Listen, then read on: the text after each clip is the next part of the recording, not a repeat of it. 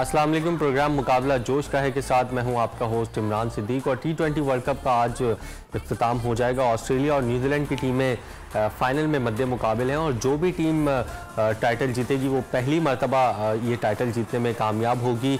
अब तक 7 इवेंट्स में 6 चैम्पियन सामने आ चुके हैं। आज के बाद जो है वो छठा चैम्पियन, 7वां चैम्पियन जो है वो सामने आएगा। सिर्फ एक ही टीम 2 मरतबा टाइटल जीती है और वो है वेस्ट इंडीज़ की टीम। तो एक काफ़ी कांटेदार, इससे आप अंदाज़ा लगा सकते हैं कि कितने ज़बरदस्त मुकाबले होते हैं। कोई भी टीम फेवरेट जो है वो नहीं है। जिस तरह ऑस्ट्रेलिया ने वनडे में लगातार 3 वर्ल्ड कप जीते, T20 वर्ल्ड कप में ऐसा नहीं हो सका। अब देखते हैं कि आज कौन सी टीम जो है वो टाइटल की हकदार होगी। दोनों ही टीमें अच्छी क्रिकेट खेलती हुई आ रही हैं। और न्यूजीलैंड की टीम की अगर हम बात करें तो वो सिर्फ पाकिस्तान से हारे हैं। ऑस्ट्रेलिया की टीम की बात करें तो वो इंग्लैंड से हारे हैं। तो एक ज़बरदस्त मुकाबले की तवक्को है। मुनीर उल हक साहब सीनियर तजज़ियाकार हमारे साथ मौजूद होंगे प्रोग्राम में। उनसे बात करेंगे। राजा असद जो कि कमेंटेटर हैं और क्रिकेट पर काफ़ी गहरी नज़र रखते हैं, वो भी हमारे साथ मौजूद होंगे। लेकिन पहले एक रिपोर्ट तैयार की है आज के मैच के हवाले से, वो देखते हैं और फिर प्रोग्राम का बाकायदा आगाज़ करेंगे। बिल्कुल, ऑस्ट्रेलिया को 2010 के फाइनल में शिकस्त हुई थी इंग्लैंड के हाथों, जबकि न्यूजीलैंड की टीम पहली मरतबा टाइटल जीत रही है। मुनीर उल हक टाइटल फाइनल में क्वालिफाई किया है। मुनीर उल हक साहब हमारे साथ मौजूद हैं। मुनीर साहब, क्या समझते हैं, दोनों ही टीमें अच्छी क्रिकेट खेलती हुई आ रही हैं। न्यूजीलैंड को अगर हम देखें तो पाकिस्तान का वो मैच हटा के अगर इनकी क्रिकेट देखें तो बहुत अच्छी इन्होंने खेली है। ऑस्ट्रेलिया की टीम को कोई टूर्नामेंट से पहले फेवरेट नहीं करार दे रहा था, लेकिन आउटस्टैंडिंग क्रिकेट खेली है इन्होंने। बिल्कुल, बहुत शुक्रिया इमरान। बिल्कुल आपने सही कहा। ये जिस तरह ऑस्ट्रेलिया की टीम आई थी उस वक्त फेवरेट नहीं थी, मैच भी हार गई थी इंग्लैंड से, लेकिन जैसे जैसे आगे बढ़ते गए इनका मोमेंटम बनता गया। जो सबसे अच्छी चीज़ इनके साथ हुई कि इनके out of form batsman David Warner form में आ गया। ना सिर्फ फॉर्म में आए बल्कि बड़ी ज़बरदस्त फॉर्म में आए और आपने देखा कि पिछली 2-3 मैचों में उन्होंने कितनी शानदार परफॉर्मेंस दी है।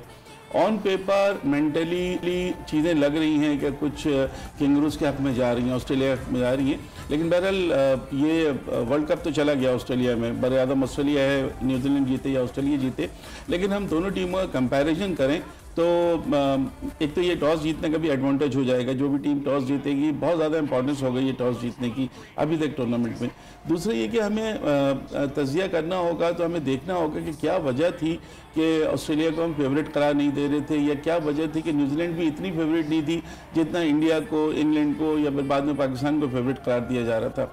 जो देखने की बात है वो ये है कि ऑस्ट्रेलिया को जो 2-3 परेशानियां थी ना, एक तो इनके कप्तान एरन फिंच, बहुत बड़ा नाम है, T20 की इंटरनेशनल की सबसे बड़ी इनिंग्स खेली है, 2 मरतबा 150 प्लस की इनिंग्स खेल चुके हैं। उनकी घुटने की सर्जरी हुई थी थोड़ा सा पहले, उसके बाद वैसी फॉर्म उनकी बहाल नहीं हुई है। अभी तक उन्होंने शायद 130 रन बनाए हार्डली, और 50 भी कोई स्कोर नहीं किए। जो सबसे बड़ा सेटबैक ऑस्ट्रेलिया को हुआ है वो ग्लेन मैक्सवेल का हुआ है। देखो, ग्लेन मैक्सवेल जो हैं वो बहुत बड़े प्लेयर हैं T20 के, शॉर्टर फॉर्मेट के। उनका T20 देख लो या T20 इंटरनेशनल देख लो, दोनों में उनका स्ट्राइक रेट 150 प्लस है। 3 T20 इंटरनेशनल सेंचुरीज हैं, 2 उसमें अवे सेंचुरीज हैं। तो मैक्सवेल जिस तरह से बॉलिंग 3 डायमेंशनल प्लेयर हैं, बॉलिंग भी करते हैं, बैटिंग भी करते हैं और फील्डिंग उनकी निहायत आला है। उसके बाद उनको एक और जो सेटबैक हुआ वो मैथ्यू, इनके जो साबिक कप्तान थे स्टीवन स्मिथ, वो भी बहुत अच्छे प्लेयर हैं लेकिन बिल्कुल बुझे नज़र आ रहे हैं। तो ये 3 प्लेयर ऐसे हैं कि अगर ये चल जाते हैं तो फिर तो ऑस्ट्रेलिया को कोई रोकने का सवाल ही नहीं पैदा होता। हमने देखा था कि पाकिस्तान के खिलाफ 95 पर 5 मैच 80% पाकिस्तान के हाथ में था। वहाँ से हमने देखा कि स्टोइनिस इतनी अच्छी इनिंग्स खेल गए, मैथ्यू वेड अपनी तारीख की सबसे, अपनी ज़िंदगी की बेहतरीन इनिंग्स खेल गए, तो उन्होंने हिम्मत नहीं हारी, खेलते रहे, पार्टनरशिप बनाई और तेज़ रफ्तारी से खेला। तो ऑस्ट्रेलिया मेंटली स्ट्रांग लग रही है, टफ लग रही है।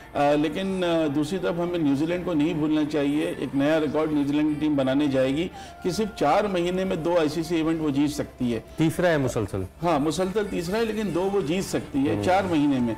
जून में उन्होंने ICC टेस्ट चैम्पियनशिप जीती है और ये T20 वर्ल्ड कप, इससे पहले 2019 का वर्ल्ड कप का फाइनल भी खेल चुकी है। तो 3 लगातार का मतलब ये है कि मुस्तकिल पिछले 2-3 साल से न्यूजीलैंड की कारकर्दगी बिल्कुल डिफरेंट है। कप्तान उनके इस वक्त बिलाशुबा दुनिया के बेस्ट कप्तान है। अगर यहाँ भी हम मैच करते हैं तो आपका पलड़ा भारी हमें नज़र आता है विलियमसन का एज़ कम्पेयर टू फिंच। तो काफ़ी चीज़ें ऐसी हैं जो इस मैच में हो सकती हैं, लेकिन डेवन कॉनवे का इंजर्ड होना थोड़ा सा ब्लो है। बहुत अच्छा खेले थे वो। अब उनके regular wicket keeper Tim Seifert आ जाएंगे उनकी जगह, जिन्हें नहीं खिलाया जा रहा था, क्योंकि कॉनवे विकेट कीपिंग भी अच्छी कर लेते हैं और बैटिंग तो बहुत अच्छी कर रहे थे।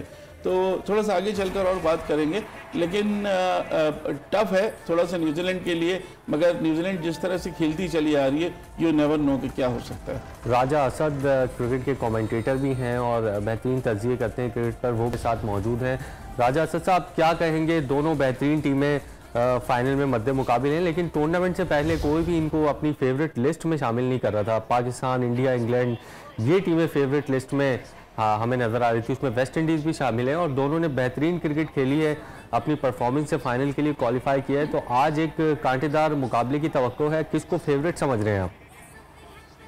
इमरान, मुझे ये लग रहा है कि हम ये क्योंकि रिसेंटली देखा है कि एक डिमोलाइजिंग पाकिस्तान की हार हुई है जो ऑस्ट्रेलिया, उनकी ऑन स्लॉट हमने देख ली और हमें यूँ लग रहा है कि वो इस मैच में भी वैसा खेलेंगे। लेकिन जो न्यूजीलैंड जिनकी नेचर से मैं वाकिफ हूँ, वो पिछली चीज़ों का असर लेकर नहीं होते। जैसे जब हमारे शाहीन शाह अफरीदी को ड्रॉप हो, उसके बाद बिल्कुल जल्दी उन्होंने बात, जो न्यूजीलैंडर्स वैसे नहीं, ये सोशली फाइनेंशियली सेटिस्फाइड इनकी इकोनॉमी है, इनका मुआशरा और इनका समाज जो है वो इस किस्म का है, वो बिल्कुल इस तरफ नहीं आएंगे।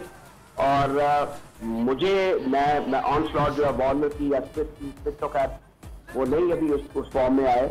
मैं नहीं समझता कि ऐसी परफॉर्मेंस दोबारा रिपीट करना, जो उन्होंने पाकिस्तान लक भी इनकी फेवर कर दी, हमारी भी लक ने काफी साथ दिया, लेकिन ये जो फाइनल है इसमें मुझे एज लग रहा है न्यूजीलैंड का। अगर हम पावर हिटिंग की बात कर लें तो जो उनकी टॉप ऑर्डर बैटिंग हमने सारे टूर्नामेंट में देखी है, इस पर गुफ्तगू भी की है, कमेंट्रियां भी की हैं, फिंच, वॉर्नर, मार्श या फिर उसके बाद स्मिथ या मैक्सवेल या सोनियस या मैथ्यू वेड को हमने आखिरी मैच में देख लिया, 40 रन ज्यादा बैटिंग करती उन्होंने।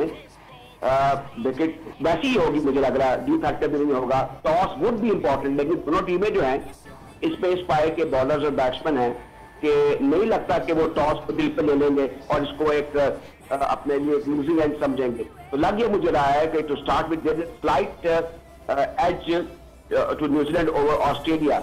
जहां तक ऑस्ट्रेलिया का ताल्लुक है, ये आप एक चीज देखिए, इनको बहुत सी चीजों पे इनको सबका शासन है न्यूजीलैंड, जैसे हमें हिंदुस्तान के ऊपर है ना जो हमारा रिकॉर्ड है, वैसे ही ऑस्ट्रेलियंस को इनके ऊपर है, क्योंकि मेरे ख्याल में 15-16 नॉकआउट इन्होंने इवेंट बड़े बड़े खेले हैं, जिसमें चैंपियनशिप हैं, आईसीसी के 4 इवेंट शामिल हैं।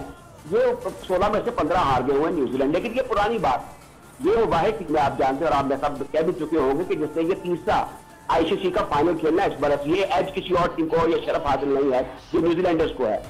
उसके बाद पाकिस्तान के खिलाफ मैच हारे। मेरा न्यूजीलैंड से वहां के एक्सपर्ट से ताल्लुक रहता है, वो ये बताते रहते हैं कि मैच शुरू होने से पहले ये विलियमसन जो कि अच्छा इसमें और है, ये भी एक हमारे लिए सीखने की बात है कि न्यूजीलैंड भी और ऑस्ट्रेलियन के दोनों कप्तान जो हैं वो मर्द मैदान साबित भी हो रहे हैं, उनकी परफॉर्मेंस से काबिल जिक्र नहीं है, लेकिन फिर भी ये दोनों टीमें फाइनल में पहुंची है और बिल्कुल परफॉर्मेंस पहुंची है। आज के जो मैच में बात आपसे कर रहा था न्यूजीलैंड के हवाले से, उनके स्ट्रेंथ जैसे अपनी तरह से मुनीर साहब के वो शेफर्ड आ जाएंगे। राजा साहब, इस पे हम गुफ्तगू का सिलसिला जारी रखते हैं। एक प्रोग्राम में छोटे से ब्रेक का वक्त हुआ है, ब्रेक के बाद वापस इस पर गुफ्तगू का सिलसिला दोबारा शुरू करेंगे।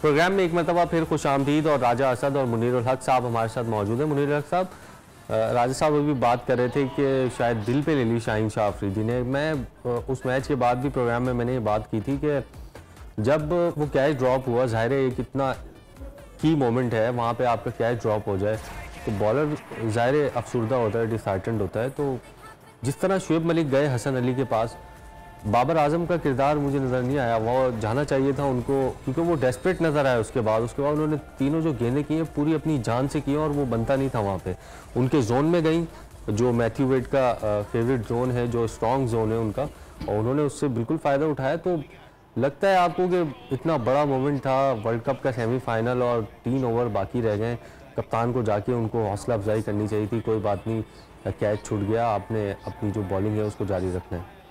नहीं, मेरा ख्याल है ऐसा नहीं है। वो स्लॉगर का टाइम था, आपने देखा 4 छक्के आसिफ अली ने लगाए, आपने देखा जिमी नेशम ने जिस तरह की बैटिंग की, तो मैथ्यू वेड को उस वक्त चांस मिलने का मकसद है कि ऑल आउट जाएंगे, वही हुआ, उनको गेंदें मिलती चली गई और छक्के लगते चले गए। जो तीनों गेंदें आप देखें बिल्कुल तेज तरीन गेंदें थी, वो उनके जोन में गई हैं तीनों, और जब आपको एक छक्का पड़ गया है पीछे, फिर आप वहीं गेंद कर रहे हो, और तीनों जो छक्के पड़े तकरीबन एक तरह के, एक लेग स्टंप पे 2 पीछे के, तो स्लोअर गेंद का बड़ा किरदार था वहाँ पर, बहुत तेज गेंद कराई उन्होंने। मैंने आपसे कहा ना कि वो गेंद का कराना, तो देखिए प्रेशर तो जाहिर है उनके ऊपर भी आया होगा, इतना क्रूशियल मोमेंट पे आपका इतना अच्छा खिलाड़ी जो कैच छोड़ दे, और उसके बाद जबकि मैच पूरा सेमीफाइनल आपके हाथ से निकल जाए, वो कैच नहीं गिरा, बेसिकली ट्रॉफी आपने गिरा दी अगर देखा जाए तो, लेकिन वो कोई भी खिलाड़ी उनकी जगह हो सकता है। उसके बाद ये नहीं था कि 3 छक्के लगने चाहिए थे। अब वो 3 छक्के लगने की वजह ये कि सामने जो बैट्समैन है उसका मोमेंटम बन गया ना, मेंटली स्ट्रांग हो गया कि जी मेरा कैच छोटा, मुझे ऑल आउट जाना है, गेंदें मिलती गई उसको और वो छक्के लगाता गया। ये नहीं है, ये दफ़ा हम ये देख रहे हैं इमरान के आखिर में 16 ओवर्स तक मैच कहीं होता है और 17, 18, 19 ओवर हम देखते हैं कि मैच बिल्कुल पलट जाता है। बिल्कुल आपने ठीक कहा, 37 ओवर तक 36 या 37 ओवर तक हमारे पास था, फिर 4 ओवर में ऑस्ट्रेलिया की तरफ चला गया मैच।